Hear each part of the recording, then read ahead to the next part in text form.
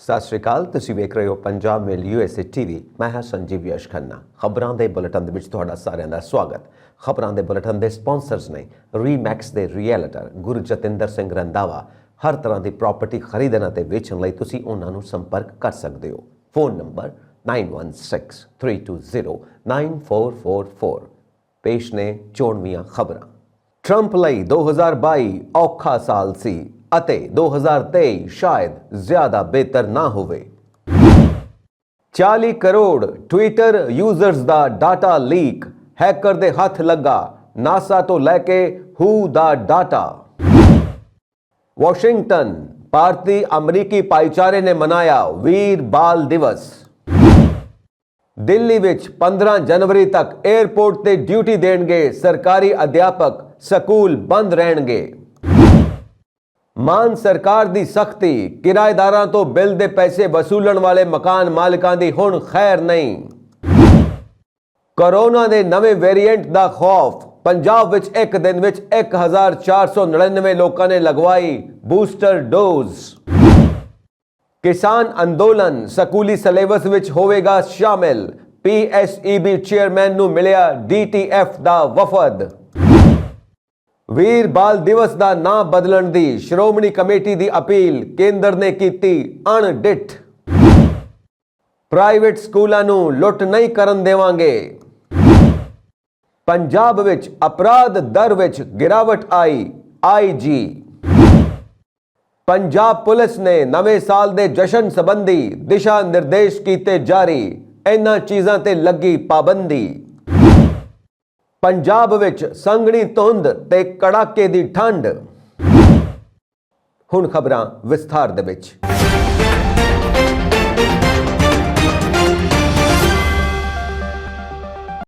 ਇਹ ਉਸ ਸਾਲ ਵਾਂਗ ਮਹਿਸੂਸ ਕਰਨਾ ਚਾਹੀਦਾ ਹੈ ਜੋ ਸਾਬਕਾ ਰਾਸ਼ਟਰਪਤੀ ਡੋਨਾਲਡ ਟਰੰਪ ਲਈ ਖਤਮ ਨਹੀਂ ਹੋਵੇਗਾ, ਜਿਸ ਦੀਆਂ ਕਾਰਵਾਈਆਂ ਜਨਤਕ, ਦਰਦਨਾਕ ਅਤੇ ਮਹਿੰਗੇ ਤਰੀਕਿਆਂ ਨਾਲ ਉਸ ਨੂੰ ਫੜਦੀਆਂ ਪ੍ਰਤੀਤ ਹੁੰਦੀਆਂ ਨੇ। ਟਰੰਪ ਜਵਾਬਦੇਹੀ ਤੋਂ ਬਚਣ ਲਈ ਬਦਨਾਮ ਹੈ, ਪਰ ਉਸ ਨੂੰ 2022 ਦੇ ਦੂਜੇ ਅੱਧ ਵਿੱਚ ਮਾਈਕਰੋਸਕੋਪ ਦੇ ਹੇਠਾਂ ਇਸ ਤਰੀਕੇ ਨਾਲ ਰੱਖਿਆ ਗਿਆ ਹੈ, ਜਿਸ ਨਾਲ 2024 ਦੇ ਦਾਅਵੇਦਾਰ ਲਈ ਗੁੰਝਲਦਾਰ ਚੀਜ਼ਾਂ ਨੇ। FBI ਨੇ ਉਸ ਦੇ ਫਲੋਰੀਡਾ ਰਿਜ਼ੋਰਟ ਦੀ ਤਲਾਸ਼ੀ ਲਈ, ਜਿੱਥੇ ਕਲਾਸੀਫਾਈਡ ਦਸਤਾਵੇਜ਼ ਜ਼ਬਤ ਕੀਤੇ ਗਏ ਸਨ। ਉਸ ਦੇ ਕਾਰੋਬਾਰ ਨੂੰ ਅਪਰਾਧਿਕ ਟੈਕਸ ਧੋਖਾਧੜੀ ਦਾ ਦੋਸ਼ੀ ਪਾਇਆ ਗਿਆ। ਉਸ ਦੇ ਟੈਕਸ ਰਿਟਰਨਾਂ ਨਾਲ ਸੰਬੰਧਿਤ ਦਸਤਾਵੇਜ਼ ਹਾਊਸ ਡੈਮੋਕ੍ਰੇਟਸ ਦੁਆਰਾ ਜਾਰੀ ਕੀਤੇ ਗਏ ਸਨ, ਜਿਨ੍ਹਾਂ ਤੋਂ ਉਮੀਦ ਕੀਤੀ ਜਾਂਦੀ ਹੈ ਕਿ ਅਗਲੇ ਸਾਲ ਕਮੇਟੀ ਦੀ ਜ਼ਿੰਮੇਵਾਰੀ ਰਿਪਬਲਿਕਨਾਂ ਨੂੰ ਸੌਂਪਣ ਤੋਂ ਪਹਿਲਾਂ ਉਸ ਦੇ ਅਸਲ ਰਿਟਰਨ ਜਾਰੀ ਕੀਤੇ ਜਾਣਗੇ, ਜਿਨ੍ਹਾਂ ਨੇ ਟਰੰਪ ਦੇ ਪ੍ਰਭਾਵ ਹੇਠ ਉਮੀਦ ਤੋਂ ਘੱਟ ਬਹੁਮਤ ਜਿੱਤਿਆ ਸੀ। ਟਰੰਪ ਦੇ ਸਮਰਥਨ ਵਾਲੇ ਸਾਬਕਾ ਰਾਸ਼ਟਰਪਤੀ ਤੇ ਖੁਦ ਕਿਸੇ ਅਪਰਾਧ ਦਾ ਦੋਸ਼ ਨਹੀਂ ਲਗਾਇਆ ਗਿਆ, ਪਰ ਨਿਆਂ ਵਿਭਾਗ ਵਿੱਚ 2 ਟਰੰਪ ਨਾਲ ਸੰਬੰਧਿਤ ਜਾਂਚਾਂ ਦੀ ਨਿਗਰਾਨੀ ਕਰਨ ਲਈ ਇੱਕ ਵਿਸ਼ੇਸ਼ ਸਲਾਹਕਾਰ ਨਿਯੁਕਤ ਕੀਤਾ ਗਿਆ। ਮਾਰੇ ਲਾਗੋ ਵਿੱਚ ਦਸਤਾਵੇਜ਼ਾਂ ਦੇ ਹੋਰਡਿੰਗ ਅਤੇ 6 ਜਨਵਰੀ 2021 US ਕੈਪੀਟਲ ਉੱਤੇ ਹਮਲੇ ਦੇ ਆਲੇ ਦੁਆਲੇ ਟਰੰਪ ਨੇ 6 ਜਨਵਰੀ ਦੇ ਬਗਾਵਤ ਦੀ ਜਾਂਚ ਕਰ ਰਹੀ ਹਾਊਸ ਕਮੇਟੀ ਦੇ ਖਿਲਾਫ ਵਿਰੋਧ ਜਤਾਇਆ ਅਤੇ ਉਸ ਦੇ ਸਭ ਤੋਂ ਉਤਸ਼ਾਹੀ ਸਮਰਥਕਾਂ ਨੇ ਇਸ ਨੂੰ ਪੱਥਰ ਮਾਰਨ ਦੀ ਕੋਸ਼ਿਸ਼ ਕੀਤੀ ਹੈ, ਪਰ ਉਸ ਦੀ 800 ਪੰਨਿਆਂ ਦੀ ਵਿਸਤ੍ਰਿਤ ਰਿਪੋਰਟ ਨੂੰ ਬਾਹਰਮੁਖੀ ਤੌਰ ਤੇ ਖਾਰਜ ਕਰਨਾ ਔਖਾ ਹੈ, ਜੋ 2020 ਦੀਆਂ ਰਾਸ਼ਟਰਪਤੀ ਚੋਣਾਂ ਨੂੰ ਉਲਟਾਉਣ ਦੇ ਉਸ ਦੇ ਯਤਨਾਂ ਨੂੰ ਦਰਸਾਉਂਦਾ ਹੈ ਅਤੇ ਉਸ ਦੇ ਦੰਗਾਕਾਰੀਆਂ ਨੂੰ ਕੈਪੀਟਲ ਤੇ ਹਮਲਾ ਕਰਨ ਲਈ ਪ੍ਰੇਰਿਤ ਕਰਨ ਵਾਲੀ ਭੂਮਿਕਾ। ਅਤੇ ਹਾਲਾਂਕਿ ਕਮੇਟੀ ਦੁਆਰਾ ਨਿਆਂ ਵਿਭਾਗ ਨੂੰ ਟਰੰਪ ਦੇ ਅਪਰਾਧਿਕ ਹਵਾਲੇ ਵੱਡੇ ਪੱਧਰ ਤੇ ਪ੍ਰਤੀਕ ਨੇ, ਸਾਬਕਾ ਰਾਸ਼ਟਰਪਤੀ ਨੂੰ ਅਜੇ ਵੀ ਇੰਤਜ਼ਾਰ ਕਰਨਾ ਪਏਗਾ ਅਤੇ ਇਹ ਦੇਖਣਾ ਪਏਗਾ ਕਿ DOJ ਦੀਆਂ ਆਪਣੀਆਂ ਜੁੜਵਾਂ ਜਾਂਚਾਂ ਦਾ ਕੀ ਨਿਕਲਦਾ ਹੈ। ਇਸ ਦੌਰਾਨ ਇਸ ਗੱਲ ਦਾ ਕੋਈ ਸੰਕੇਤ ਨਹੀਂ ਹੈ ਕਿ ਸਾਬਕਾ ਰਾਸ਼ਟਰਪਤੀ, ਜਿਸ ਨੇ ਪਿਛਲੇ ਮਹੀਨੇ ਆਪਣੀ ਤੀਜੀ ਲਗਾਤਾਰ ਰਾਸ਼ਟਰਪਤੀ ਦੀ ਬੋਲੀ ਸ਼ੁਰੂ ਕੀਤੀ ਸੀ, ਉਸ ਨੇ GOP ਖੇਤਰ ਨੂੰ ਸਾਫ਼ ਕਰਨ ਲਈ ਬਹੁਤ ਕੁਝ ਕੀਤਾ ਹੈ। ਹੋਰ ਆਸਵੰਦ ਛੁੱਟੀਆਂ ਦੌਰਾਨ ਆਪਣੇ ਵਿਕਲਪਾਂ ਤੇ ਵਿਚਾਰ ਕਰ ਰਹੇ ਨੇ। ਮਾਈਕਰੋ ਬਲੌਗਿੰਗ ਸਾਈਟ ਟਵਿੱਟਰ ਦੇ ਲਗਭਗ 40 ਕਰੋੜ ਯੂਜ਼ਰਸ ਦਾ ਡਾਟਾ ਇੱਕ ਹੈਕਰ ਨੇ ਹੈਕ ਕਰਕੇ ਡਾਰਕ ਵੈਬ ਤੇ ਵਿਕਰੀ ਲਈ ਪਾ ਦਿੱਤਾ ਹੈ। ਇਸ ਵਿੱਚ ministry of information and broadcasting ਤੇ ਬਾਲੀਵੁੱਡ ਐਕਟਰ ਸਲਮਾਨ ਖਾਨ ਸਣੇ WHO ਤੇ ਨਾਸਾ ਦਾ ਡਾਟਾ ਵੀ ਸ਼ਾਮਿਲ ਹੈ। ਚੋਰੀ ਹੋਏ ਡਾਟਾ ਵਿੱਚ ਯੂਜ਼ਰਸ ਦੇ ਨਾਂ, ਈਮੇਲ ID, ਫਾਲੋਅਰਸ ਦੀ ਗਿਣਤੀ ਤੇ ਯੂਜ਼ਰਸ ਦੇ ਫੋਨ ਨੰਬਰ ਵਰਗੇ ਮਹੱਤਵਪੂਰਨ ਡਾਟਾ ਨੇ। हैकर ने ट्विटर नाल डील की पेशकश की है। हैकर ने अपनी पोस्ट में लिखा, ट्विटर ਜਾਂ एलन मस्क जेकर इस पोस्ट ਨੂੰ पढ़ रहे हैं ਤਾਂ ਤੁਹਾਨੂੰ ਪਹਿਲਾਂ ही 5.4 ਕਰੋੜ ਤੋਂ ਵੱਧ यूजर्स ਦੇ डाटा लीक ਹੋਣ ਤੇ GDPR ਦੇ जुर्माने ਦਾ रिस्क है। ਹੁਣ 40 ਕਰੋੜ यूजर्स ਦੇ डाटा लीक ਹੋਣ ਤੇ जुर्माने बारे सोचो। इस दे नाल ही हैकर ने डाटा ਨੂੰ ਵੇਚਣ ਦੀ ਵੀ ਡੀਲ ਦਿੱਤੀ ਹੈ। ਉਹਨਾਂ ਕਿਹਾ ਕਿ ਉਹ ਕਿਸੇ ਵਿਚੋਲੀਏ ਜ਼ਰੀਏ ਡੀਲ ਕਰਨ ਨੂੰ ਤਿਆਰ ਨੇ। ਦੂਜੇ ਪਾਸੇ ਮਾਹਿਰਾਂ ਦਾ ਕਹਿਣਾ ਹੈ ਕਿ ਇਹ ਡਾਟਾ ਲੀਕ API ਵਿੱਚ ਆਈ ਕਮੀ ਦੀ ਵਜ੍ਹਾ ਨਾਲ ਹੋ ਸਕਦਾ ਹੈ। दस दईए कि इस तो पहला भी ट्विटर के लगभग 5.4 मिलियन यानी 454 लाख यूजर्स का निजी डाटा लीक होया सी, जिसनों हैकर ने विक्री लई उपलब्ध करवाया सी। रीस्टोर प्राइवेसी की रिपोर्ट मुताबिक यूजर्स की डाटा की हैकिंग इसे साल 2022 में हुई सी। ये डाटा लीक उस बग की वजह नाल होया सी जिस नाल बग बाउंट प्रोग्राम तहत ज़ियोनोविस्के नां दे हैकर नूं ट्विटर ने $5040 यानी 4,02,386 रुपए दिते सन। इस हैकर ने ट्विटर के डाटा ਨੂੰ ਵਿਕਰੀ ਲਈ हैकर्स फॉर्म ਤੇ उपलब्ध करवा दिता सी। हालांकि गनीमत रही कि इस लीक होए डाटा विच यूजर्स ਦੇ पासवर्ड शामिल नहीं हैं। रूसी संसद मैंबर पावेल एंटोनोव की भारत के एक होटल विच लाश मिली है। दस्सिया जा रहा है कि एंटोनोव ओडिशा के रायगढ़ खेतर में छुट्टियां मनाउण आए सन। इत्थे वो अपना 65वां जन्मदिन मना रहे सन। ओडिशा पुलिस मुताबिक होटल की तीजी मंजिल की खिड़की तो डिग के उन्हां दी मौत हुई है। मीडिया रिपोर्ट मुताबिक एक हफ्ते के अंदर ओडिशा के एक ही होटल विच रूसी संसद मैंबरां की एक दूजी मौत दसी जा रही है। एंटोनोव 25 दिसंबर एतवार नूं मृतक पाए गए। एंटोनोव की मौत की जांच कर रहे पुलिस सुपरिटेंडेंट विवेकानंद शर्मा ने कहा कि अधिकारियों ने 26 दिसंबर ਨੂੰ ਉਸ ਦੇ ਪਰਿਵਾਰ ਦੀ ਇਜਾਜ਼ਤ ਨਾਲ ਲਾਸ਼ ਦਾ ਸੰਸਕਾਰ ਕਰ ਦਿੱਤਾ।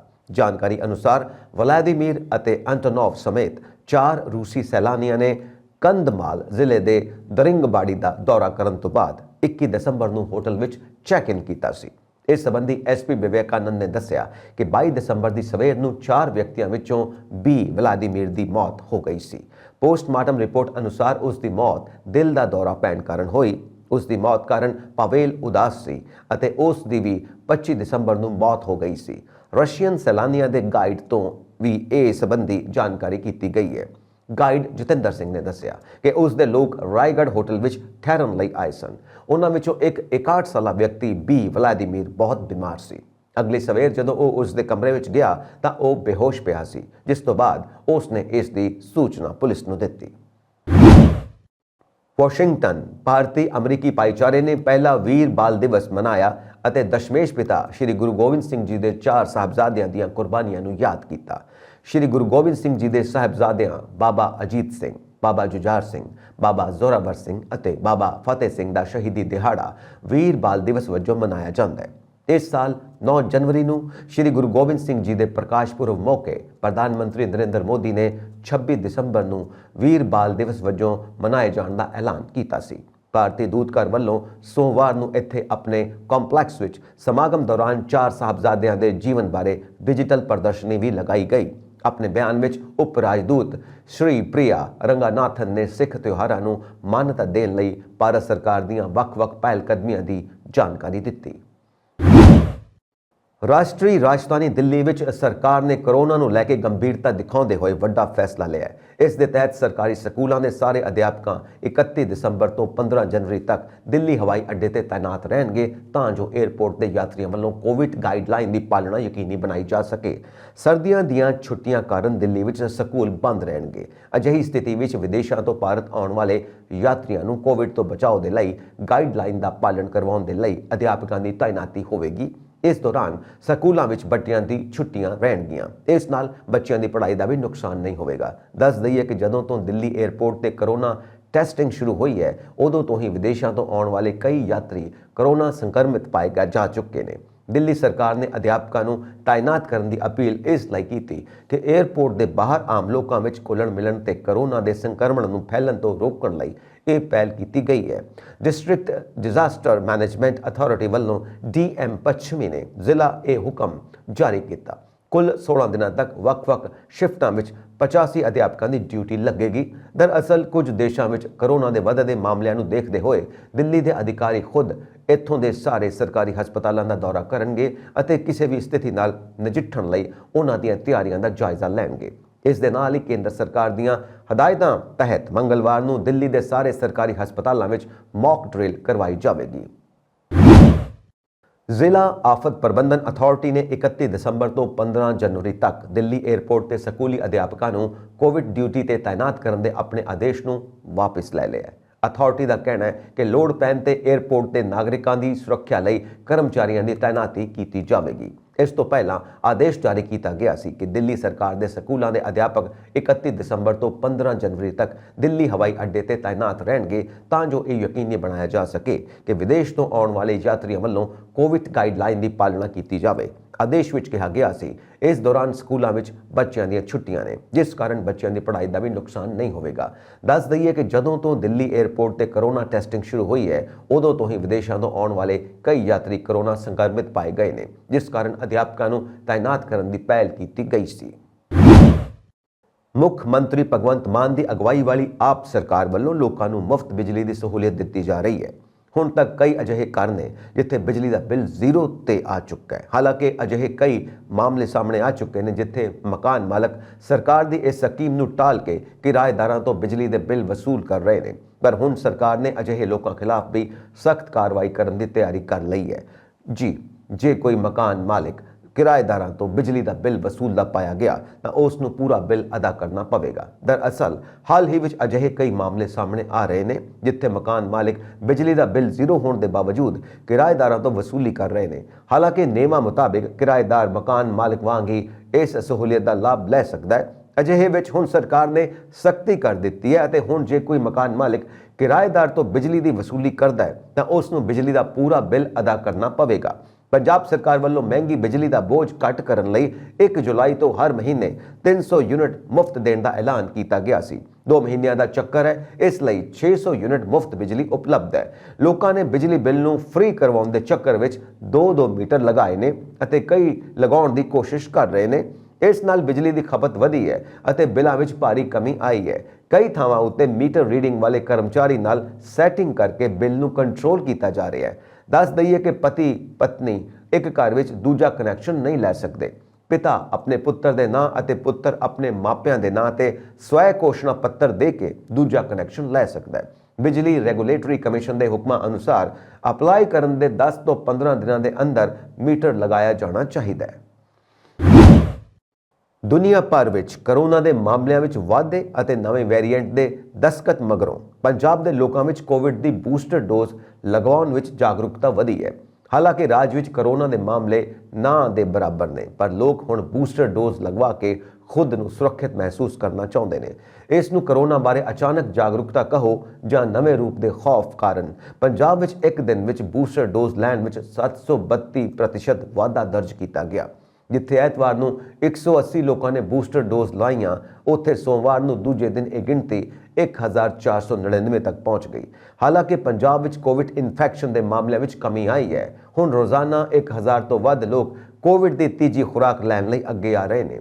23 ਦਸੰਬਰ ਨੂੰ 1616 ਲੋਕਾਂ ਨੇ ਬੂਸਟਰ ਡੋਜ਼ ਲੈ ਕੇ ਆਪਣਾ ਬਚਾਅ ਕੀਤਾ, ਜਦਕਿ 780 ਲੋਕਾਂ ਨੇ ਪਹਿਲੀ ਅਤੇ ਦੂਜੀ ਖੁਰਾਕ ਲਈ। 25 ਦਸੰਬਰ ਨੂੰ ਕੁੱਲ 100 ਲੋਕਾਂ ਨੇ ਕੋਵਿਡ ਦੀ ਪਹਿਲੀ ਅਤੇ ਦੂਜੀ ਖੁਰਾਕ ਲਈ, ਜਦੋਂ ਕਿ 180 ਲੋਕਾਂ ਨੇ ਬੂਸਟਰ ਡੋਜ਼ ਲਈ। ਸੋਮਵਾਰ ਨੂੰ 45 ਸਾਲ ਤੋਂ ਵੱਧ ਉਮਰ ਦੇ 30 ਲੋਕਾਂ, 18 ਤੋਂ 44 ਸਾਲ ਦੀ ਉਮਰ ਦੇ 123 ਲੋਕਾਂ ਨੂੰ ਪਹਿਲਾ ਟੀਕਾ ਲਗਾਇਆ ਗਿਆ। ਇਸੇ ਤਰ੍ਹਾਂ 18 ਤੋਂ 44 ਸਾਲ ਦੀ ਉਮਰ ਦੇ 333 ਨੌਜਵਾਨਾਂ ਨੇ ਦੂਜੀ ਖੁਰਾਕ, 15 ਤੋਂ 17 ਸਾਲ ਉਮਰ ਵਰਗ ਦੇ 18 ਨੌਜਵਾਨਾਂ ਨੇ ਪਹਿਲੀ ਅਤੇ 100 ਨੇ ਦੂਜੀ ਖੁਰਾਕ ਲਈ। ਸੋਮਵਾਰ ਨੂੰ ਬੂਸਟਰ ਡੋਜ਼ ਲੈਣ ਵਾਲਿਆਂ ਦੀ ਗਿਣਤੀ 1499 ਸੀ। ਭਾਰਤ ਬਾਇਓਟੈਕ ਨੇ ਅੱਜ ਐਲਾਨ ਕੀਤਾ ਕਿ ਉਸ ਦਾ ਇੰਟਰਨੇਜ਼ਲ ਕੋਵਿਡ ਵੈਕਸੀਨ ਇਨਕੋਵੈਕ BBV 154 ਜਨਵਰੀ ਦੇ ਚੌਥੇ ਹਫ਼ਤੇ ਵਿੱਚ ਦੇਸ਼ ਵਿੱਚ ਆ ਜਾਵੇਗੀ। ਇਸ ਦੀ ਕੀਮਤ ਪ੍ਰਾਈਵੇਟ ਤੌਰ ਤੇ 800 ਰੁਪਏ ਅਤੇ ਕੇਂਦਰ ਅਤੇ ਰਾਜ ਸਰਕਾਰ ਲਈ 325 ਰੁਪਏ ਹੋਵੇਗੀ। ਇਸ ਮਹੀਨੇ ਦੇ ਸ਼ੁਰੂ ਵਿੱਚ ਭਾਰਤ ਬਾਇਓਟੈਕ ਨੂੰ ਇਨਕੋਵੈਕ ਦੀਆਂ ਬੂਸਟਰ ਖੁਰਾਕਾਂ ਦੀ ਵਰਤੋਂ ਲਈ ਕੇਂਦਰੀ ਡਰੱਗ ਸਟੈਂਡਰਡ ਕੰਟਰੋਲ ਆਰਗੇਨਾਈਜੇਸ਼ਨ ਤੋਂ ਮਨਜ਼ੂਰੀ ਮਿਲੀ ਸੀ। ਕੇਂਦਰ ਦੇ ਖੇਤੀ ਕਾਨੂੰਨਾਂ ਖਿਲਾਫ ਕਿਸਾਨਾਂ ਦਾ ਅੰਦੋਲਨ ਭਾਵੇਂ 1 ਸਾਲ ਪਹਿਲਾਂ ਖਤਮ ਹੋ ਗਿਆ ਹੈ, ਪਰ ਇਸ ਦਾ ਅਸਰ ਅਜੇ ਵੀ ਦੇਖਣ ਨੂੰ ਮਿਲ ਰਿਹਾ ਹੈ। ਦਰਅਸਲ ਪੰਜਾਬ ਸਕੂਲ ਸਿੱਖਿਆ ਬੋਰਡ ਵੱਲੋਂ ਰੱਦ ਕੀਤੇ ਗਏ 3 ਖੇਤੀ ਕਾਨੂੰਨਾਂ ਵਿਰੁੱਧ ਕਿਸਾਨਾਂ ਦੇ ਸੰਘਰਸ਼ ਨੂੰ ਸਿਲੇਬਸ ਦਾ ਹਿੱਸਾ ਬਣਾਉਣ ਦੀ ਯੋਜਨਾ ਹੈ। ਸੂਬੇ ਦੀਆਂ ਕਈ ਅਧਿਆਪਕ ਯੂਨੀਅਨਾਂ ਕਿਸਾਨ ਅੰਦੋਲਨ ਖਤਮ ਹੋਣ ਤੋਂ ਬਾਅਦ ਤੋਂ ਹੀ ਇਸ ਦੀ ਮੰਗ ਕਰ ਰਹੀਆਂ ਨੇ। ਉਹਨਾਂ ਦਾ ਕਹਿਣਾ ਹੈ ਕਿ ਜੇ ਇਸ ਲਹਿਰ ਨੂੰ ਸਿਲੇਬਸ ਵਿੱਚ ਸ਼ਾਮਿਲ ਕੀਤਾ ਜਾਵੇ ਤਾਂ ਇਹ ਫਾਇਦੇਮੰਦ ਹੋਵੇਗਾ। ਕਿਸਾਨ ਅੰਦੋਲਨ ਨੂੰ ਸਕੂਲੀ ਸਿੱਖਿਆ ਦੇ ਕੋਰਸਾਂ ਵਿੱਚ ਸ਼ਾਮਿਲ ਕਰਨ ਲਈ ਡੈਮੋਕ੍ਰੈਟਿਕ ਟੀਚਰਸ ਫਰੰਟ ਦੇ ਇੱਕ ਵਫਦ ਨੇ ਸ਼ਨੀਵਾਰ ਨੂੰ PSEB ਦੇ ਚੇਅਰਮੈਨ ਪ੍ਰੋਫੈਸਰ ਯੋਗਰਾਜ ਨਾਲ ਮੁਲਾਕਾਤ ਕੀਤੀ। ਅਧਿਆਪਕ ਮੋਰਚਾ ਦੇ ਚੇਅਰਮੈਨ ਵਿਕਰਮਦੇਵ ਸਿੰਘ ਨੇ ਕਿਹਾ ਕਿ ਕਿਸਾਨ ਅੰਦੋਲਨ ਨੇ ਕੇਂਦਰ ਸਰਕਾਰ ਦੇ ਦਮਨਕਾਰੀ ਰਵੱਈਏ ਦਾ ਵਿਰੋਧ ਕਰਦਿਆਂ ਇਸ ਹਮਲੇ ਦਾ ਵਿਰੋਧ ਕੀਤਾ। ਇਹੀ ਕਾਰਨ ਹੈ ਕਿ ਜੇ ਇਸ ਨੂੰ ਪਾਠਕ੍ਰਮ ਵਿੱਚ ਸ਼ਾਮਿਲ ਕੀਤਾ ਜਾਂਦਾ ਹੈ ਤਾਂ ਇਹ ਲਹਿਰ ਵਿਦਿਆਰਥੀਆਂ ਨੂੰ ਇਕਜੁੱਟ ਰਹਿਣ ਦੀ ਸ਼ਕਤੀ ਬਾਰੇ ਸਿਖਾਵੇਗੀ। ਉਹਨਾਂ ਨੂੰ ਲੋਕਤੰਤਰ ਵਿੱਚ ਨਾਗਰਿਕਾਂ ਦੇ ਅਧਿਕਾਰਾਂ ਬਾਰੇ ਜਾਗਰੂਕ ਕਰਨਗੇ। ਵੈਸੇ ਵੀ ਖੇਤੀ ਸੰਘਰਸ਼ ਪੰਜਾਬ ਦੇ ਸਮਕਾਲੀ ਇਤਿਹਾਸ ਦਾ ਸਭ ਤੋਂ ਅਹਿਮ ਅਧਿਆਇ ਹੈ। ਜੇ ਇਹ ਸਕੂਲੀ ਕੋਰਸ ਦਾ ਹਿੱਸਾ ਬਣ ਜਾਵੇ ਤਾਂ ਵਿਦਿਆਰਥੀ ਬਹੁਤ ਕੁਝ ਸਿੱਖ ਸਕਦੇ ਨੇ। ਅਧਿਆਪਕ ਫਰੰਟ ਨੇ ਭਾਰਤੀ ਇਤਿਹਾਸ ਦੇ ਪ੍ਰਮੁੱਖ ਨਾਵਾਂ ਜਿਵੇਂ ਸ਼ਹੀਦ ਭਗਤ ਸਿੰਘ, ਕਰਤਾਰ ਸਿੰਘ ਸਰਾਭਾ, ਉਦਮ ਸਿੰਘ, ਡਾਕਟਰ BR ਅੰਬੇਦਕਰ, ਬਾਬਾ ਜੀਵਨ ਸਿੰਘ, ਸਾਵਿਤਰੀ ਬਾਈ ਫੂਲੇ, ਮਾਈ ਭਾਗੋ ਅਤੇ 4 ਸਾਹਿਬਜ਼ਾਦਿਆਂ ਦੇ ਜੀਵਨ ਅਤੇ ਵਿਚਾਰਾਂ ਨੂੰ ਸਕੂਲੀ ਸਿਲੇਬਸ ਦਾ ਹਿੱਸਾ ਬਣਾਉਣ ਦੀ ਵੀ ਮੰਗ ਕੀਤੀ। ਇਸ ਦੇ ਨਾਲ ਹੀ PSEB ਦੇ ਚੇਅਰਮੈਨ ਪ੍ਰੋਫੈਸਰ ਯੋਗਰਾਜ ਨੇ ਪੱਤਰਕਾਰਾਂ ਨੂੰ ਕਿਹਾ ਕਿ ਅਸੀਂ ਇਸ ਮੁੱਦੇ ਤੇ ਨਿਰਪੱਖ ਵਿਚਾਰ ਰੱਖਣ ਲਈ ਵਿਦਵਾਨਾਂ ਦੀ ਇੱਕ ਕਮੇਟੀ ਬਣਾਵਾਂਗੇ। ਕੋਈ ਵੀ ਫੈਸਲਾ ਲੈਣ ਤੋਂ ਪਹਿਲਾਂ ਸਾਨੂੰ ਇਹ ਮੁਲਾਂਕਣ ਕਰਨ ਦੀ ਜ਼ਰੂਰਤ ਹੈ ਕਿ ਸਿਲੇਬਸ ਵਿੱਚ ਖੇਤੀ ਸੰਘਰਸ਼ ਨੂੰ ਸ਼ਾਮਿਲ ਕਰਨ ਨਾਲ ਵਿਦਿਆਰਥੀਆਂ ਨੂੰ ਲਾਭ ਮਿਲੇਗਾ ਜਾਂ ਨਹੀਂ। ਤੁਹਾਨੂੰ ਦੱਸ ਦਈਏ ਕਿ ਕੇਂਦਰ ਸਰਕਾਰ ਦੇ 3 ਖੇਤੀ ਕਾਨੂੰਨਾਂ ਦੇ ਖਿਲਾਫ ਦਰਜਨਾਂ ਕਿਸਾਨ ਯੂਨੀਅਨਾਂ ਨੇ 26 ਨਵੰਬਰ 2020 ਨੂੰ ਦਿੱਲੀ ਵੱਲ ਮਾਰਚ ਕੀਤਾ ਸੀ। ਕਿਸਾਨ ਜਥੇਬੰਦੀਆਂ ਦੇ ਲੋਕ 1 ਸਾਲ ਤੋਂ ਵੱਧ ਸਮੇਂ ਤੋਂ ਸਿੰਧੂ ਸਰਹੱਦ ਤੇ ਡਟੇ ਰਹੇ। ਪ੍ਰਧਾਨ ਮੰਤਰੀ ਨਰਿੰਦਰ ਮੋਦੀ ਵੱਲੋਂ ਵਿਵਾਦਿਤ ਕਾਨੂੰਨਾਂ ਨੂੰ ਵਾਪਸ ਲੈਣ ਦਾ ਐਲਾਨ ਕਰਨ ਤੋਂ ਬਾਅਦ ਹੀ ਇਹ ਵਿਰੋਧ ਪ੍ਰਦਰਸ਼ਨ ਬੰਦ ਕਰ ਦਿੱਤਾ ਗਿਆ ਸੀ। PM ਮੋਦੀ ਦੀ ਅਪੀਲ ਤੋਂ ਬਾਅਦ ਕਿਸਾਨਾਂ ਦਾ ਇਹ ਅੰਦੋਲਨ 1 ਸਾਲ ਬਾਅਦ ਖਤਮ ਹੋ ਗਿਆ। ਇਸ ਦੌਰਾਨ ਦਿੱਲੀ ਦੀਆਂ ਸਰਹੱਦਾਂ ਤੇ ਅੰਦੋਲਨ ਕਰ ਰਹੇ ਕਿਸਾਨਾਂ ਨੂੰ ਪੁਲਿਸ ਦੀ ਕਾਰਵਾਈ ਸਣੇ ਕਈ ਮੁਸ਼ਕਲਾਂ ਦਾ ਸਾਹਮਣਾ ਕਰਨਾ ਪਿਆ। ਛੋਟੇ ਸਾਹਿਬਜ਼ਾਦਿਆਂ ਦੇ ਸ਼ਹੀਦੀ ਦਿਵਸ ਨੂੰ ਸਮਰਪਿਤ ਵੀਰ ਬਾਲ ਦਿਵਸ ਦਾ ਨਾਂ ਬਦਲਣ ਦੀ ਸ਼੍ਰੋਮਣੀ ਕਮੇਟੀ ਦੀ ਅਪੀਲ ਨੂੰ ਫਿਲਹਾਲ ਕੇਂਦਰ ਸਰਕਾਰ ਨੇ ਅਣਡਿੱਠ ਕਰ ਦਿੱਤਾ ਹੈ। ਕੇਂਦਰ ਸਰਕਾਰ ਵੱਲੋਂ ਬਾਬਾ ਜ਼ੋਰਾਵਰ ਸਿੰਘ ਅਤੇ ਬਾਬਾ ਫਤਿਹ ਸਿੰਘ ਦੀ ਸ਼ਹਾਦਤ ਸੰਬੰਧੀ ਦਿਵਸ ਨੂੰ ਅੱਜ ਵੀਰ ਬਾਲ ਦਿਵਸ ਦੇ ਰੂਪ ਦੇ ਵਿੱਚ ਵੀ ਮਨਾਇਆ ਗਿਆ। ਸ਼੍ਰੋਮਣੀ ਕਮੇਟੀ ਦੇ ਪ੍ਰਧਾਨ ਐਡਵੋਕੇਟ ਹਰਜਿੰਦਰ ਸਿੰਘ ਧਾਮੀ ਨੇ ਸਾਹਿਬਜ਼ਾਦਿਆਂ ਦੀ ਸ਼ਹਾਦਤ ਨੂੰ ਵੀਰ ਬਾਲ ਦਿਵਸ ਦੇ ਨਾਮ ਨਾਲ ਮਨਾਉਣ ਦਾ ਵਿਰੋਧ ਕੀਤਾ। ਉਹਨਾਂ ਕੇਂਦਰ ਸਰਕਾਰ ਨੂੰ ਇਸ ਦਿਵਸ ਦਾ ਨਾਮ ਸਾਹਿਬਜ਼ਾਦੇ ਸ਼ਹਾਦਤ ਦਿਵਸ ਰੱਖਣ ਦੀ ਅਪੀਲ ਕੀਤੀ ਸੀ। ਇਸ ਦੌਰਾਨ ਅਮਰੀਕਾ ਦੀ ਸਿੱਖ ਕੋਆਰਡੀਨੇਸ਼ਨ ਕਮੇਟੀ ਈਸਟ ਕੋਸਟ ਨੇ ਦੋਸ਼ ਲਾਇਆ ਕਿ ਸਾਹਿਬਜ਼ਾਦਿਆਂ ਦੀ ਸ਼ਹਾਦਤ ਨੂੰ ਵੀਰ ਬਾਲ ਦਿਵਸ ਦੇ ਨਾਮ ਹੇਠਾਂ ਰਾਸ਼ਟਰਵਾਦ ਦੇ ਰੰਗ ਵਿੱਚ ਰੰਗਣ ਦੀ ਸਾਜ਼ਿਸ਼ ਹੈ। ਕਮੇਟੀ ਦੇ ਕੋਆਰਡੀਨੇਟਰ ਭਾਈ ਹਿੰਮਤ ਸਿੰਘ ਨੇ ਇਸ ਸੰਬੰਧੀ ਇੱਕ ਬਿਆਨ ਵਿੱਚ ਆਖਿਆ ਕਿ ਸਾਹਿਬਜ਼ਾਦਿਆਂ ਦੀ ਸ਼ਹਾਦਤ ਸਮੁੱਚੀ ਮਨੁੱਖਤਾ ਅਤੇ ਕੁੱਲ ਕਾਇਨਾਤ ਵਾਸਤੇ ਸੀ। ਇਸੇ ਲਈ ਉਹਨਾਂ ਨੂੰ ਬਾਬੇ ਕਹਿ ਕੇ ਯਾਦ ਕੀਤਾ ਜਾਂਦਾ ਹੈ। ਉਹਨਾਂ ਦੀ ਲਾਸਾਨੀ ਕੁਰਬਾਨੀ ਨੂੰ ਵੀਰ ਬਾਲ ਦਿਵਸ ਦੇ ਨਾਂ ਹੇਠ ਦਬਾਉਣ ਦੀ ਕੋਸ਼ਿਸ਼ ਕੀਤੀ ਜਾ ਰਹੀ ਹੈ। ਉਹਨਾਂ ਕੇਂਦਰ ਸਰਕਾਰ ਦੀ ਇਸ ਕਾਰਵਾਈ ਨੂੰ ਸਿੱਖ ਕੌਮ ਦੇ ਮਾਮਲਿਆਂ ਵਿੱਚ ਸਿੱਧੀ ਦਖਲਅੰਦਾਜ਼ੀ ਅਤੇ ਸਿੱਖ ਇਤਿਹਾਸ ਤੇ ਹਮਲਾ ਕਰਾਰ ਦਿੱਤਾ। ਇਸ ਤੋਂ ਪਹਿਲਾਂ ਦਲ ਖਾਲਸਾ ਜਥੇਬੰਦੀ ਵੀ ਵੀਰ ਬਾਲ ਦਿਵਸ ਨਾਮ ਤੇ ਇਤਰਾਜ਼ ਦਰਜ ਕਰਵਾ ਚੁੱਕੀ ਹੈ। ਦਿੱਲੀ ਸਿੱਖ ਗੁਰਦੁਆਰਾ ਪ੍ਰਬੰਧਕ ਕਮੇਟੀ ਦੇ ਸਾਬਕਾ ਪ੍ਰਧਾਨ ਅਤੇ ਮੌਜੂਦਾ ਭਾਜਪਾ ਆਗੂ ਮਨਜਿੰਦਰ ਸਿੰਘ ਸਿਰਸਾ ਨੇ ਸ਼੍ਰੋਮਣੀ ਕਮੇਟੀ ਵੱਲੋਂ ਇਸ ਦਿਵਸ ਦਾ ਨਾਮ ਸੰਬੰਧੀ ਕੀਤੇ ਜਾ ਰਹੇ ਇਤਰਾਜ਼ ਨੂੰ ਬੇਬੁਨਿਆਦ ਅਤੇ ਬੇਲੋੜਾ ਕਰਾਰ ਦਿੰਦਿਆਂ ਕਿਹਾ ਕਿ ਸਿਰਫ ਸਿਆਸੀ ਮੰਤਵ ਨਾਲ ਇਸ ਦਾ ਵਿਰੋਧ ਕੀਤਾ ਜਾ ਰਿਹਾ ਹੈ। ਉਹਨਾਂ ਕਿਹਾ ਕਿ ਇਹ ਸਿਰਫ ਇੱਕ ਦਿਵਸ ਦਾ ਨਾਂ ਹੈ ਜੋ ਸਾਹਿਬਜ਼ਾਦਿਆਂ ਦੀ ਸ਼ਹਾਦਤ ਨੂੰ ਸਮਰਪਿਤ ਕੀਤਾ ਗਿਆ ਅਤੇ ਉਹਨਾਂ ਦੀ ਸ਼ਹਾਦਤ ਨੂੰ ਛੁਟਿਆਉਣ ਦਾ ਕੋਈ ਯਤਨ ਨਹੀਂ ਕੀਤਾ ਜਾ ਰਿਹਾ। ਉਹ ਕੌਮ ਲਈ ਬਾਬੇ ਨੇ ਅਤੇ ਉਹਨਾਂ ਦਾ ਦਰਜਾ ਬਾਬੇ ਵਾਲਾ ਹੀ ਰਹੇਗਾ। ਉਹਨਾਂ ਦਾਅਵਾ ਕੀਤਾ ਕਿ ਪ੍ਰਧਾਨ ਮੰਤਰੀ ਨਰਿੰਦਰ ਮੋਦੀ ਵੱਲੋਂ ਸਾਹਿਬਜ਼ਾਦਿਆਂ ਦੀ ਸ਼ਹਾਦਤ ਨੂੰ ਬਹੁਤ ਵੱਡਾ ਸਨਮਾਨ ਦਿੱਤਾ ਗਿਆ ਹੈ। ਉਹਨਾਂ ਕਿਹਾ ਕਿ ਦੇਸ਼ ਦੇ ਇਤਿਹਾਸ ਵਿੱਚ ਇਹ ਪਹਿਲਾ ਮੌਕਾ ਹੈ ਜਦੋਂ ਇੰਡੀਆ ਗੇਟ ਤੇ ਗਣਤੰਤਰ ਦਿਵਸ ਤੋਂ ਇਲਾਵਾ ਕੋਈ ਮਾਰਚ ਪਾਸਟ ਕੀਤਾ ਗਿਆ ਅਤੇ ਪ੍ਰਧਾਨ ਮੰਤਰੀ ਨੇ ਉਸ ਨੂੰ ਸਲਾਮੀ ਦਿੱਤੀ ਹੈ। ਉਹਨਾਂ ਦੋਸ਼ ਲਾਇਆ ਕਿ ਇਹ ਵਿਰੋਧ ਅਤੇ ਇਤਰਾਜ਼ ਸਿਰਫ ਇਸ ਲਈ ਹੈ ਕਿਉਂਕਿ ਹੁਣ ਸ਼੍ਰੋਮਣੀ ਅਕਾਲੀ ਦਲ ਦਾ ਭਾਜਪਾ ਨਾਲ ਗੱਠਜੋੜ ਨਹੀਂ ਹੈ। ਉਹਨਾਂ ਦਾਅਵਾ ਕੀਤਾ ਕਿ ਸਾਬਕਾ ਜਥੇਦਾਰ ਵੀ ਵੀਰ ਬਾਲ ਦਿਵਸ ਨਾਮ ਦੀ ਸ਼ਲਾਘਾ ਕਰ ਚੁੱਕੇ ਨੇ। ਸਿੱਖਿਆ ਮੰਤਰੀ ਹਰਜੋਤ ਸਿੰਘ ਬੈਂਸ ਨੇ ਅੱਜ ਇੱਥੇ ਕਿਹਾ ਕਿ ਪੰਜਾਬ ਸਰਕਾਰ ਸੂਬੇ ਦੇ ਕਿਸੇ ਵੀ ਪ੍ਰਾਈਵੇਟ ਸਕੂਲ ਨੂੰ ਵਿਦਿਆਰਥੀਆਂ ਤੇ ਉਹਨਾਂ ਦੇ ਮਾਪਿਆਂ ਦੀ ਲੁੱਟ ਕਰਨ ਦੀ ਆਗਿਆ ਨਹੀਂ ਦੇਵੇਗੀ ਅਤੇ ਜੋ ਵੀ ਪ੍ਰਾਈਵੇਟ ਅਦਾਰਾ ਨਿਯਮਾਂ ਦੀ ਉਲੰਘਣਾ ਕਰੇਗਾ ਉਸ ਖਿਲਾਫ ਸਖਤ ਕਾਰਵਾਈ ਕੀਤੀ ਜਾਵੇਗੀ। ਉਹਨਾਂ ਕਿਹਾ ਕਿ ਵਿਭਾਗ ਦੇ ਨਿਰਧਾਰਿਤ ਨਿਯਮਾਂ ਅਨੁਸਾਰ ਕੰਮ ਕਰਨ ਵਾਲੇ ਹਰ ਪ੍ਰਾਈਵੇਟ ਅਦਾਰੇ ਨੂੰ ਪੂਰੀ ਖੁੱਲ੍ਹ ਹੋਵੇਗੀ ਪਰ ਮਨਮਾਨੀਆਂ ਕਰਨ ਵਾਲਿਆਂ ਤੇ ਪੂਰੀ ਸਖਤੀ ਕੀਤੀ ਜਾਵੇਗੀ। ਸਿੱਖਿਆ ਮੰਤਰੀ ਨੇ ਦੱਸਿਆ ਕਿ ਫੀਸ ਰੈਗੂਲੇਟਰੀ ਬਾਡੀ ਪਟਿਆਲਾ ਵੱਲੋਂ ਜ਼ਿਲ੍ਹੇ ਦੇ 2 ਪ੍ਰਾਈਵੇਟ ਸਕੂਲਾਂ ਨੂੰ ਵਿਦਿਅਕ ਸਾਲ 2022-23 ਦੌਰਾਨ ਵਸੂਲੀ ਗਈ ਵੱਧ ਫੀਸ ਵਿਦਿਆਰਥੀਆਂ ਨੂੰ ਵਾਪਸ ਕਰਨ ਦੀ ਹਦਾਇਤ ਕੀਤੀ ਗਈ ਹੈ ਤੇ ਦੋਵਾਂ ਸਕੂਲਾਂ ਨੂੰ ਜੁਰਮਾਨਾ ਵੀ ਲਗਾਇਆ ਗਿਆ ਹੈ। ਉਹਨਾਂ ਦੱਸਿਆ ਕਿ ਪਟਿਆਲਾ ਦੇ Ryan international school, urban estate phase 2 ਤੇ KSB ਵਰਲਡ ਸਕੂਲ ਬੋਰਡ ਜ਼ਿਲ੍ਹਾ ਪਟਿਆਲਾ ਨੂੰ 2022-23 ਲਈ ਵੱਧ ਫੀਸ ਵਸੂਲਣ ਦੇ ਦੋਸ਼ ਹੇਠ क्रमवार 2 ਲੱਖ ਤੇ 1 ਲੱਖ ਦਾ ਜੁਰਮਾਨਾ ਕੀਤਾ ਗਿਆ ਹੈ। ਜ਼ੀਰਾ ਸ਼ਰਾਬ ਫੈਕਟਰੀ ਮਾਮਲੇ ਦਾ ਛੇਤੀ ਨਿਬੇੜਾ ਕਰਨਾ ਪੰਜਾਬ ਸਰਕਾਰ ਲਈ ਸੌਖਾ ਨਹੀਂ ਜਾਪਦਾ। ਪੰਜਾਬ ਸਰਕਾਰ ਤੇ ਪ੍ਰਸ਼ਾਸਨ ਨੇ ਅੱਜ ਸਪਸ਼ਟ ਕੀਤਾ ਕਿ ਉਹ ਮੋਰਚੇ ਤੇ ਡਟੇ ਆਗੂਆਂ ਦੀ ਸਹਿਮਤੀ ਨਾਲ ਹੀ ਅੱਗੇ ਵਧਣਾ ਚਾਹੁੰਦੇ ਨੇ। ਪ੍ਰਸ਼ਾਸਨਿਕ ਅਧਿਕਾਰੀਆਂ ਨੂੰ ਵੀ ਸਪਸ਼ਟ ਹਦਾਇਤਾਂ ਦਿੱਤੀਆਂ ਗਈਆਂ ਨੇ ਕਿ ਉਹ ਕੋਈ ਅਜਿਹਾ ਕੰਮ ਨਾ ਕਰਨ ਜੋ ਧਰਨੇ ਤੇ ਬੈਠੇ ਲੋਕਾਂ ਨੂੰ ਮਨਜ਼ੂਰ ਨਾ ਹੋਵੇ। ਸਾਂਝਾ ਮੋਰਚਾ ਦੇ ਆਗੂਆਂ ਨੇ ਪੰਜਾਬ ਸਰਕਾਰ ਦੀਆਂ ਜਾਂਚ ਕਮੇਟੀਆਂ ਵੱਲੋਂ ਸ਼ੁਰੂ ਕੀਤੀ ਗਈ ਜਾਂਚ ਨੂੰ ਸਿਰੇ ਤੋਂ ਨਕਾਰ ਦਿੱਤਾ ਹੈ। ਆਗੂਆਂ ਨੇ ਸਪਸ਼ਟ ਕੀਤਾ ਕਿ ਜਦੋਂ ਤੱਕ ਸਰਕਾਰੀ ਜਾਂਚ ਕਮੇਟੀਆਂ ਵਿੱਚ ਸਾਂਝਾ ਮੋਰਚਾ ਦੀਆਂ ਕਮੇਟੀਆਂ ਦੇ ਮੈਂਬਰ ਸ਼ਾਮਿਲ ਨਹੀਂ ਕੀਤੇ ਜਾਂਦੇ, ਉਦੋਂ ਤੱਕ ਉਹ ਕਿਸੇ ਜਾਂਚ ਨੂੰ ਵੀ ਮੰਨਣ ਲਈ ਤਿਆਰ ਨਹੀਂ ਨੇ। ਇਸ ਸਬੰਧ ਵਿੱਚ 27 ਦਸੰਬਰ ਨੂੰ ਸਰਕਾਰੀ ਜਾਂਚ ਕਮੇਟੀਆਂ ਦੇ ਅਧਿਕਾਰੀਆਂ ਦੀ ਸਾਂਝਾ ਮੋਰਚਾ ਦੀਆਂ ਕਮੇਟੀਆਂ ਨਾਲ ਮੀਟਿੰਗ ਰੱਖੀ ਗਈ ਹੈ। ਸਾਂਝਾ ਮੋਰਚਾ ਦੇ ਆਗੂ ਫਤਿਹ ਸਿੰਘ ਨੇ ਗੱਲਬਾਤ ਕਰਦਿਆਂ ਦੱਸਿਆ ਕਿ ਭਲਕੇ ਕੀਤੇ ਜਾਣ ਵਾਲਾ ਇਕੱਠ ਮੁਲਤਵੀ ਕੀਤਾ ਗਿਆ ਹੈ। ਉਹਨਾਂ ਦੱਸਿਆ ਕਿ ਸਰਕਾਰ ਨੇ ਸਾਂਝਾ ਮੋਰਚਾ ਪਾਸੋਂ ਕੁਝ ਸਮਾਂ ਹੋਰ ਮੰਗਿਆ ਤੇ ਇਸ ਗੱਲ ਦਾ ਭਰੋਸਾ ਦਿੱਤਾ ਹੈ ਕਿ ਸ਼ਰਾਬ ਫੈਕਟਰੀ ਮਾਮਲੇ ਦੀ ਜਾਂਚ ਦਾ ਕੰਮ ਸਾਂਝਾ ਮੋਰਚਾ ਦੀਆਂ ਕਮੇਟੀਆਂ ਨਾਲ ਮਿਲ ਕੇ ਹੀ ਕੀਤਾ ਜਾਵੇਗਾ। ਸ਼ਰਾਬ ਫੈਕਟਰੀ ਪ੍ਰਬੰਧਕ ਚਾਹੁੰਦੇ ਨੇ ਕਿ ਜਾਂਚ ਮੁਕੰਮਲ ਹੋਣ ਤੱਕ ਫੈਕਟਰੀ ਨੂੰ ਚਾਲੂ ਕਰਨ ਦੇ ਹੁਕਮ ਦਿੱਤੇ ਜਾਣ ਅਤੇ ਧਰਨਾਕਾਰੀਆਂ ਨੂੰ 300 ਮੀਟਰ ਪਿਛਾਂਹ ਕਰਕੇ ਹਾਈ ਕੋਰਟ ਦੇ ਹੁਕਮਾਂ ਦੀ ਪਾਲਣਾ ਕੀਤੀ ਜਾਵੇ। ਦੱਸ ਦਈਏ ਕਿ ਫੈਕਟਰੀ ਪਿਛਲੇ 5 ਮਹੀਨਿਆਂ ਤੋਂ ਬੰਦ ਪਈ ਹੈ। ਫੈਕਟਰੀ ਚਾਲੂ ਹੋਣ ਤੇ ਕੁਝ ਮਹੀਨਿਆਂ ਦਾ ਸਮਾਂ ਹੋਰ ਲੱਗ ਸਕਦਾ ਹੈ। ਫੈਕਟਰੀ ਅੰਦਰ ਕੰਮ ਕਰਦੇ ਕਰੀਬ 250 ਮੁਲਾਜ਼ਮਾਂ ਨੂੰ ਹੁਣ ਆਪਣੀ ਨੌਕਰੀ ਜਾਣ ਦਾ ਡਰ ਸਤਾ ਰਿਹਾ ਹੈ। ਫੈਕਟਰੀ ਦੇ ਮੈਨੇਜਿੰਗ ਡਾਇਰੈਕਟਰ ਪਵਨ ਬਾਂਸਲ ਦਾ ਕਹਿਣਾ ਹੈ ਕਿ ਉਹ ਪਿਛਲੇ 5 ਮਹੀਨਿਆਂ ਤੋਂ ਆਪਣੇ ਮੁਲਾਜ਼ਮਾਂ ਨੂੰ ਤਨਖਾਹਾਂ ਦੇ ਰਹੇ ਨੇ, ਪਰ ਹੁਣ ਕੁਝ ਨਵੇਂ ਫੈਸਲੇ ਲੈਣ ਤੇ ਵਿਚਾਰ ਕੀਤੀ ਜਾ ਰਹੀ ਹੈ। ਉਹਨਾਂ ਕਿਹਾ ਕਿ ਮੁਲਾਜ਼ਮਾਂ ਦੀ ਨੌਕਰੀ ਬਾਰੇ ਆਖਰੀ ਫੈਸਲਾ ਫੈਕਟਰੀ ਮਾਲਕਾਂ ਵੱਲੋਂ ਲਿਆ ਜਾਣਾ ਜ਼ਰੂਰੀ ਹੈ। ਪੰਜਾਬ ਪੁਲਿਸ ਨੇ ਦਾਅਵਾ ਕੀਤਾ ਕਿ ਸੂਬੇ ਵਿੱਚ ਅਪਰਾਧ ਦਰ ਦੇ ਵਿੱਚ ਤੇਜ਼ੀ ਨਾਲ ਗਿਰਾਵਟ ਆਈ ਹੈ।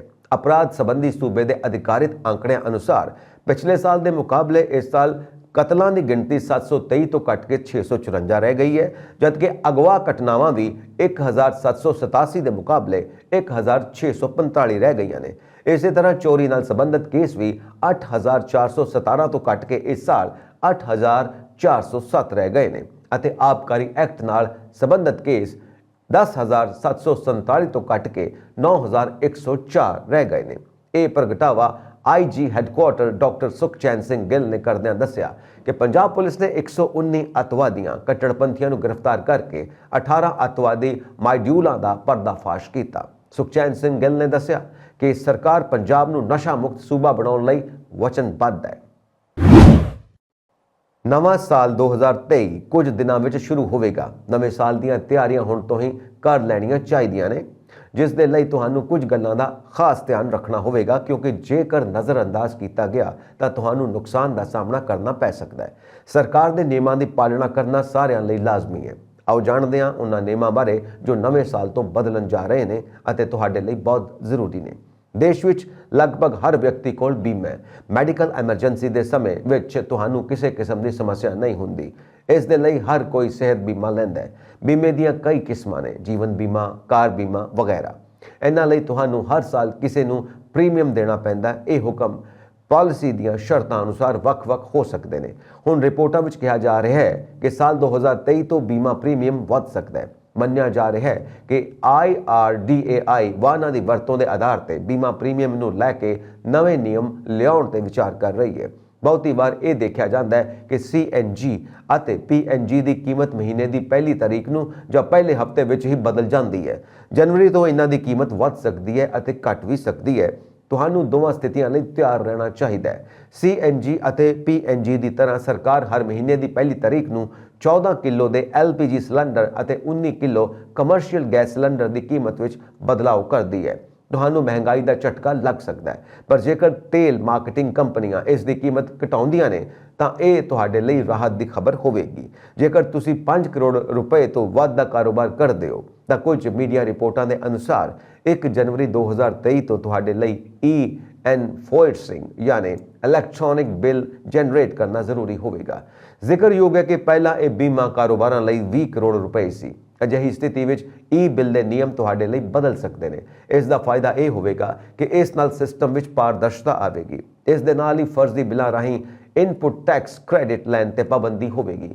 ਜੇਕਰ ਤੁਹਾਡੇ ਵਾਹਨ ਤੇ ਅਜੇ ਤੱਕ ਹਾਈ ਸੁਰੱਖਿਆ ਨੰਬਰ ਪਲੇਟ ਨਹੀਂ ਲਗਾਈ ਗਈ ਤਾਂ ਜਲਦੀ ਕਰੋ, ਹਾਈ ਸਿਕਿਉਰਿਟੀ ਰਜਿਸਟ੍ਰੇਸ਼ਨ ਪਲੇਟ ਲਗਵਾਓ। ਮੰਨਿਆ ਜਾ ਰਿਹਾ ਹੈ ਕਿ ਜੇਕਰ ਸਰਕਾਰ ਇਸ ਨੂੰ ਲਗਵਾਉਣ ਦੀ ਆਖਰੀ ਤਾਰੀਖ ਅੱਗੇ ਨਹੀਂ ਵਧਾਉਂਦੀ ਤਾਂ ਤੁਹਾਨੂੰ 5000 ਰੁਪਏ ਤੱਕ ਭਾਰੀ ਜੁਰਮਾਨਾ ਭਰਨਾ ਪੈ ਸਕਦਾ ਹੈ। ਭਾਰਤ ਜੋੜੋ ਯਾਤਰਾ ਨੂੰ ਲੈ ਕੇ ਪੰਜਾਬ ਕਾਂਗਰਸ ਅੱਜ ਮੀਟਿੰਗ ਕਰ ਰਹੀ ਹੈ। ਪੰਜਾਬ ਮਹਿਲਾ ਕਾਂਗਰਸ ਦੀ ਨਵ ਨਿਯੁਕਤ ਪ੍ਰਧਾਨ ਗੁਰਸ਼ਰਨ ਕੌਰ ਰੰਧਾਵਾ ਦੀ ਅਗਵਾਈ ਹੇਠ ਇਹ ਮੀਟਿੰਗ ਪ੍ਰਦੇਸ਼ ਕਾਂਗਰਸ ਦੇ ਦਫ਼ਤਰ ਸੈਕਟਰ 15 ਵਿਖੇ ਰੱਖੀ ਗਈ। ਇਸ ਵਿੱਚ ਪੰਜਾਬ ਕਾਂਗਰਸ ਦੇ ਇੰਚਾਰਜ ਹਰੀਸ਼ ਚੌਧਰੀ ਅਤੇ ਪੰਜਾਬ ਪ੍ਰਦੇਸ਼ ਪ੍ਰਧਾਨ ਅਮਰਿੰਦਰ ਸਿੰਘ ਰਾਜਾ ਵੜਿੰਗ ਵੀ ਮੌਜੂਦ ਰਹੇ। ਮੀਟਿੰਗ ਵਿੱਚ ਪੰਜਾਬ ਮਹਿਲਾ ਕਾਂਗਰਸ ਦੇ ਸਮੂਹ ਜ਼ਿਲ੍ਹਾ ਪ੍ਰਧਾਨ, ਅਹੁਦੇਦਾਰ, ਬਲਾਕ ਪ੍ਰਧਾਨ ਅਤੇ ਵੱਖ-ਵੱਖ ਸੈੱਲਾਂ ਦੇ ਪ੍ਰਧਾਨ ਹਾਜ਼ਰ ਰਹੇ। ਸਾਰੇ ਆਗੂ ਅਤੇ ਅਹੁਦੇਦਾਰ ਮਿਲ ਕੇ ਰਾਹੁਲ ਗਾਂਧੀ ਦੀ ਭਾਰਤ ਜੋੜੋ ਯਾਤਰਾ ਦੇ ਪੰਜਾਬ ਆਉਣ ਅਤੇ ਸੂਬੇ ਵਿੱਚ ਯਾਤਰਾ ਜਾਰੀ ਰਹਿਣ ਤੱਕ ਦੀਆਂ ਤਿਆਰੀਆਂ ਦਾ ਜਾਇਜ਼ਾ ਲੈ ਰਹੇ ਨੇ। ਇਸ ਤੋਂ ਇਲਾਵਾ ਹੋਰ ਪਹਿਲੂਆਂ ਤੇ ਵੀ ਚਰਚਾ ਕੀਤੀ ਜਾ ਰਹੀ ਹੈ।